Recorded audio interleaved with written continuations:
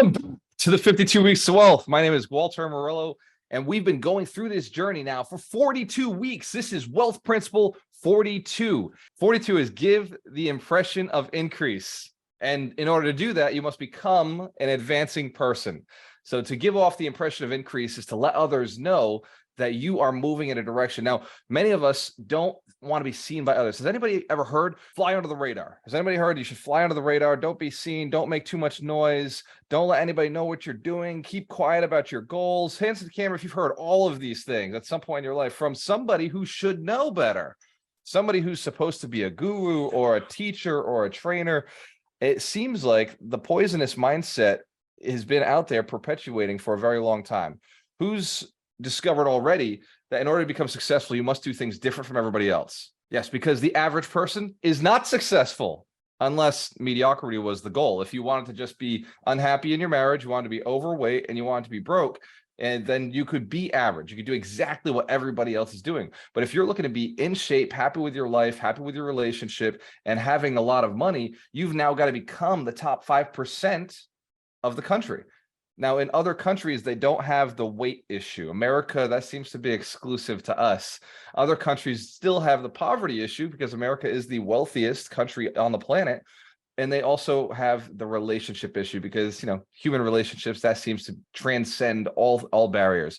Men still don't understand women. Women still don't understand men. Countries still don't understand each other. Hands to the camera if you know all of this is true. It's a communication issue. It's a language and understanding issue. And that's where Alchemist Nation came in. Ron and I, a long time ago, about 4 years ago, said, what's the biggest problem on the planet that we could solve? And we said, well, really, it's mindset. If people could just kind of understand each other a little bit better and understand how success works and how to get the things that they want, then likely there wouldn't be as much turmoil in the world. Hands to camera if you agree as well. If people all could just kind of understand themselves a little bit better and maybe understand each other a little bit better, then we'd be richer, we'd be happier, we'd be in better shape, and there'd be less arguments. So the 52 Weeks to Wealth is designed in order to help each one of you increase your income, that's the money, and do it with less work, less time. Hands to camera if you're still cool with doing that this year. Excellent. Who here's been with us for more than one season? This is not your first time around, not your first rodeo. Excellent, excellent. Who's been here for more than 2 seasons? Who's been here all 3 seasons and are still rocking and rolling with us? Give yourselves a round of applause. Our OGs. Now, many of the OGs, if you look around, they're actually millionaires already or multimillionaires. And some of them are just super high income earners, or they just do whatever they want, however they want, with whoever they want, because financial freedom allows that power. So the biggest advantage I could give you is an advantage of how to become a monster marketer, having people flow towards you without you having to do anything. Creating the impression of increase. There's a couple of things we have to understand first. To create, right, is the opposite of competing. So it's not taking the impression of increase. This is creating. It's manifesting. It's from nothing or from unusable parts, turning it into something that previously didn't exist. Understand, we create, we don't compete. Yes? That's what Alchemist Nation is all about. All right, so first, we've got to create the appearance. This is very, very important because one of the principles of success is people must be able to see where you're going. So I talked to a billionaire a little while back, and his name's Ramy He wrote the book, You Really Can Think and Grow Rich, or Can You Really Think and Grow Rich? And what Ramy was saying is there's 3 ways to become a billionaire. He's a billionaire. So I was like, how do you do it? So this was the question I asked. It's like, how do I come up with billion-dollar ideas? Right? How do I know an idea is going to be a billion-dollar project? Because I don't want to work, 3-4 years and then find out the project I built was only $1 million business. Hands to camera if you can understand that. After I've built a couple $1 million businesses, I now have that concern. I got to the end of the rope on this business. Like, how do I know that it's $1 billion business? So he says, well, there's 3 things you need to do. I've talked about these a lot because these really are the only 3 things that if I could get it into your head and you implemented it, you'd be rich. So first is you got to believe it's possible. And by the way, that's the hardest one. The hardest one is believing that it's possible. So don't disregard it, because if you're not already there, there's a good chance that's the one that's stopping you. And then the second one is you must create a visual representation of it. And I like the story of using Elon Musk because Elon, when he was building SpaceX, he didn't go build a rocket. What he did is he built a model of the rocket so he could raise capital from investors so he could then afford to go build the rocket. Same with the Roadster. He didn't build the Roadster. What he did is he built a model of the Roadster, showed a couple rich guys, and we're like, do you want one of these? Because it's kind of going to look like this when it's done. And then got the investment to build a couple dozen of them and then sold those afterwards. But he got the initial investment in the company before he was able to sell the product itself to those investors. Same investors. Interesting fact. Investors who invest in your company are probably going to buy your product. Ask Karen if that's cool. Nice little, that's a twofer. Second money is easier than first money. All right. This idea of creating something visual is what I want to focus on today in this principle. That's what this principle does. Go out and tell everyone. Third step to becoming like to $1 billion ideas is you got to tell everybody about your idea. Like Melanie's, talking about Subway now, and all she needs really is a visual representation of what it would look like if she owned Subway. So a website or a pamphlet or a banner or something that people could look at and be like, oh my God, like this is what it would look like. This is the prospectus, right, Melanie? If you had a prospectus together, it'd be very easy to go and acquire the capital for doing the deal. By the way, all real estate investors, where are my hands at? Real estate investors, capital raisers, people who are investing other people's money, OPM. This is your prospectus. This is your pro forma. We raise capital off of a pro forma or a prospectus or a PPM. So these are visual documents that somebody can read and to understand what they're getting back. They can read to understand what the project looks like, how this principle applies to what we do. All right.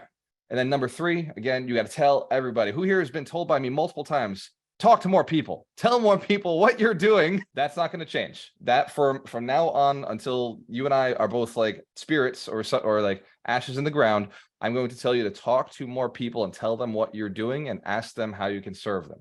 Or ask them who they know you can serve. So going back to the wealth principle, give the impression of increase. First, you must desire increase. Hence, if you want more for yourself. Hence, if you also want more for others. Are you brave enough to want others to do well and others to have a better life? This is why we get along. So we're on a mission to build 100 millionaires who are inspired to build 100 millionaires. This is a long-term mission. Clearly, building millionaires doesn't happen overnight. It took us 3 years to build our first 24. Now, what's interesting is we've attracted a lot of millionaires. And so it's getting a little bit easier because the more millionaires in the community, the easier it is for others to believe it's possible and have a roadmap to follow and have confidence to go and tell others how that they're doing it. Hence, if you're catching the 3 steps, it's just easier when people around you have already done it. Who's found that when you hang with a group like this, or you hang with a bunch of people who are doing the same thing, you start doing the same thing. You start like moving in their direction. So an unfair advantage, a way to cheat the system is to just surround yourself with people who are already successful. Just get there. This is not a secret. Everybody knows this, right? Who's been known this since you were a kid, right? You want to be successful. It's average your 5 closest friends, like get around people who are successful, get around people who are motivated hustlers, be around the people who have money. You'll have money. There's a good chance, right? It's really hard to be broke when you're around a bunch of rich people. Like, unless like mentally there's something wrong with you. You're like, no, don't give me your money. No, don't give me that opportunity. Oh, no, I don't want to do any work. I don't want to do anything. Like you keep all the money. I'm just going to sweep the floors here. Like it's really, really, really, really hard to be broke when you're surrounded in rich people. So this flaw of society is that they're keeping themselves down because they don't know that they want more or they don't want more. Who here is not like gone and experienced what it's like to spend $10,000 in a day for 7 days straight? Who's not spend 70,000 in a week? How could you ever want to, right? How could you ever even like be like, that's my new goal? Like, unless it was first implanted into your brain, unless you've had an experience, how could you ever want to go and create it or earn the money to do that? Here's not spent a $30,000 a month, right? So fathom what a $350,000 a year would be impossible, right? It's like, I don't even know what that looks like. What am I eating? Where am I living? Like, what am I driving? Who am I hanging out with? What are those experiences? So very important for you to start realizing like that might be the reason you haven't gone and wanted more. It's because you don't even know what that looks like. You don't even know like how to want that because it's not there. It's not programmed. Giving the impression of increase means that you must be advancing. First, you must be advancing in order to give the impression. You must actually be out there doing things, and then you must let others know that you're doing things. And when you do this, something magical happens. Others will suddenly want to do the thing you're doing. They can't help themselves. It is human nature to desire the things that others have. It's been a survival instinct our culture has had for years and years. Our species literally survives by chasing the things that other people have identified as valuable. Somebody identifies a plant as valuable because they've ate it and didn't die and it tasted good. There's a good chance that I should eat that plant too, because I've seen other people eat plants and not do good. And so we stay away from the things that other people don't like, and we go towards the things that other people do like. We have a bias, a review bias. When somebody else gives us a review, we tend to like it, not just 1% more. We tend to like it 50% more if somebody else suggests that this is a thing I should do in my life. Hence, if you felt that yourself. You see reviews online, you're like, oh man, this is a great product. Crazy. I'm buy. Well, it's the same thing when we're talking about this lifestyle where we're looking to raise capital. You've got to give the impression that your capital, like when they give it to you, it's coming back to them, right? They got to feel like you're the kind of person who can bring it back, right? If you're selling something, who here sells something? Hands to the camera if you're a salesperson on any level. Excellent. So when you're speaking to somebody, they got to feel like what you're selling is just the beginning product. And you've got to feel that too. Like you've got to feel like in your soul, like this is just me learning this product. Like this is just what I'm able to put out now, because like after a couple people buy this, I'm going to know better. I'm going to create a better product and a better product and a better product. It's going to keep getting better. The same product is going to get better and better and better. Just like all the great vehicles, right? Like I know Tesla is one of my favorite companies. So I'm going to talk about them a lot, I guess, for the rest of our lives. But Tesla, think about the Model S. When it first came out, it was a great car. It was like the best car ever. But 10 years, 20 years down the road of the Model S being produced, it's like, this car is even better now. Same car, same functional car, except it's got an upgraded system. It's got upgraded software. It's got upgraded hardware. It's got, they put the batteries in different places. They do all sorts of different things to the same exact vehicle to improve. You're kind of like that.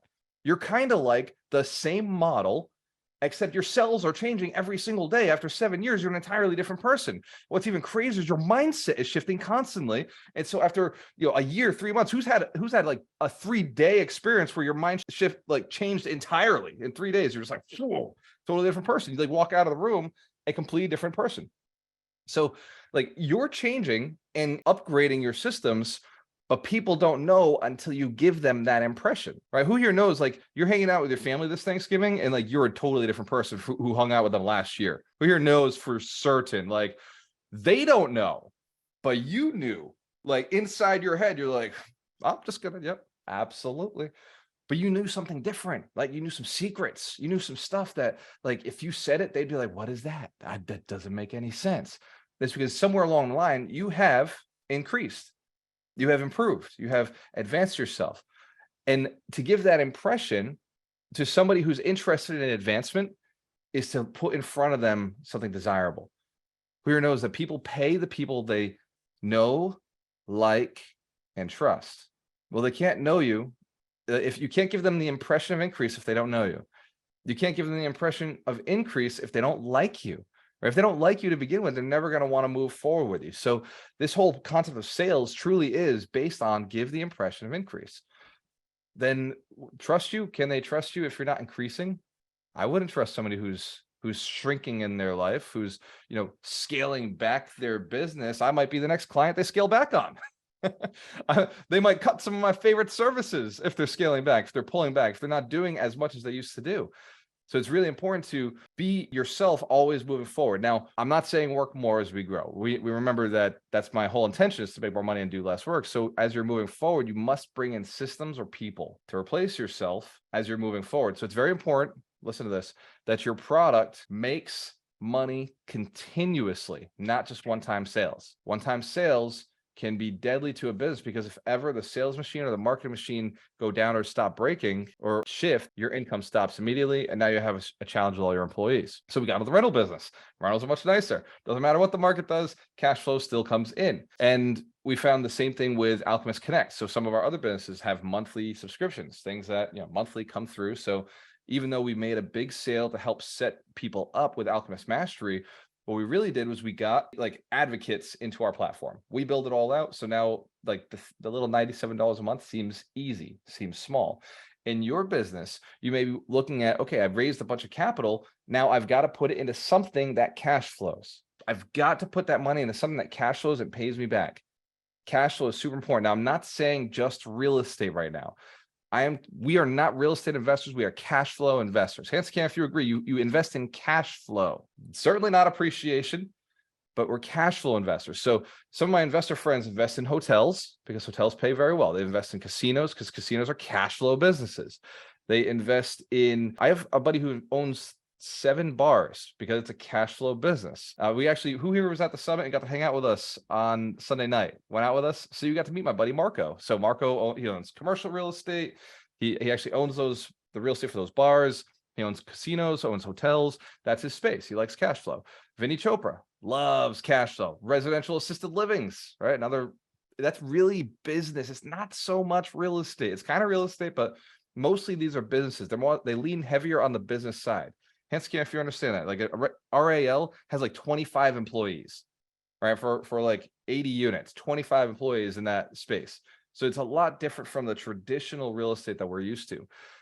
Some of the other investments, man, mechanic shops. I know guys who are buying mechanic shops, auto body shops, who are getting deeper into service-based industries like hair, nails, because right now in a down economy, people do the things that save them money. Now, if you're looking at a business yourself, look at your business and say, is this recession-proof, right? And if it's not, how can I make it recession-proof, right? Like the advancing person, like giving the impression of increase will draw more people to your business, regardless. So if you're looking at this recession and saying, oh my God, my business is getting destroyed, it's gonna go down. Yeah, laundromat's another one. Or car wash. Yep. For us, like we're looking at this and we're saying, oh my God, a recession. This is where more millionaires are built. Who here knows more millionaires are built during a recession than any other time in the world? We understand that. Like we, as millionaire builders, like we literally own the site I Build Millionaires because that's what we do. We build millionaires because the recession is our greatest opportunity. We're ecstatic and everybody thinks we're evil or crazy. Who knows? When I'm like, oh my God, it's a recession. This is the greatest time of all time. People are like, oh my God, people are getting hurt. I was out with my mom yesterday. Here's why she only sees me a couple times a year. We were out with her yesterday and she's like, oh my God, so many people are getting hurt in a recession. It's so bad. Everybody's going to be, losing houses, losing their jobs, not being able to pay for food. And she's like, Gualter, you can't be excited about this. I was like, Mom, like, you don't understand. Like my whole entire life has been based on like solving these problems for people. Like that is all I do is focus on how do we solve these problems. When they're having challenges, we go and we buy the stuff that's solving the problem, right? So we have somebody who wants to invest their money with us, right? Capital, the big who's raising capital? Ask if you're raising capital from other investors. OPM, right? They're raising capital from us, giving us their money because it's burning a hole in their pocket. And they want that return on investment. They give us 90,000 so they can walk away with 100,000. And Scam, if you agree, that's why investors invest. They want a return on investment. They want it.